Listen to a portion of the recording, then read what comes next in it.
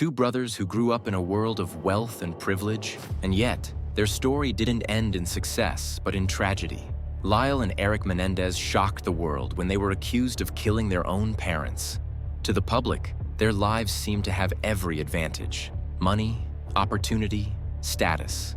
But behind the perfect image lay years of pain, control, and abuse. The recent debut of a Netflix series has revived public interest in the case of the Menendez brothers, placing them back in the spotlight.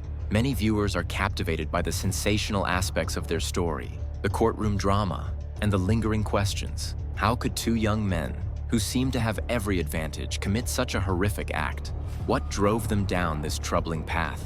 Today, we're not here to excuse their actions, but to explore a deeper question. How much of their story was written by their own choices, and how much was determined by forces beyond their control? Lyle and Erik Menendez grew up in Beverly Hills, the sons of wealthy parents who provided them with the best that money could buy. Yet, as the case unfolded, details of their home life began to emerge. The brothers described a household ruled by fear and control, where their father wielded power through both emotional and physical abuse, and their mother often enabled this environment of domination. The brothers claimed they were caught in a nightmare, unable to break free from their father's iron grip, even as they appeared to live lives of privilege and success. As we look closer, a disturbing question arises. Did they ever really have a choice? This question brings us to the philosophical idea of determinism, which suggests that our actions aren't as freely chosen as we'd like to believe.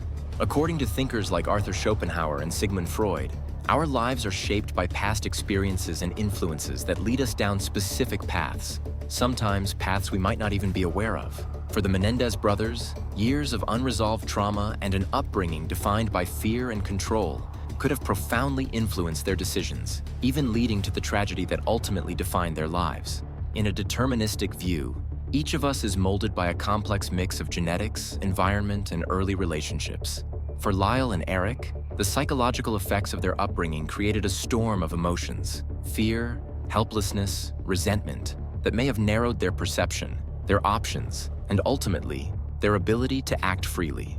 But determinism raises the question: if our actions are products of our past, how much responsibility can we truly bear for them? What do you think? Do you believe we're truly free to make choices, or do our pasts shape us in ways we can't escape? Let us know in the comments below. Here at The Self-Explorer, we delve into these complex stories to uncover the hidden forces behind human behavior. Join the conversation. Your insights could help someone else see things from a new perspective. Schopenhauer's words, "Man can do what he wills, but cannot will what he wills," suggest that while we may feel we're acting freely, our desires and motivations are often shaped by forces outside our control. For Lyle and Erik, those forces might have been the years of fear and trauma that became an invisible script guiding their actions.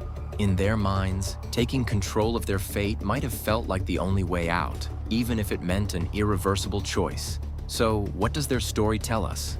Perhaps it suggests that the roots of our actions run deeper than we realize, that our freedom is often tangled in the web of past influences and experiences. And while this doesn't eliminate accountability, it forces us to reconsider how we view responsibility when someone's actions are a result of deeply ingrained trauma.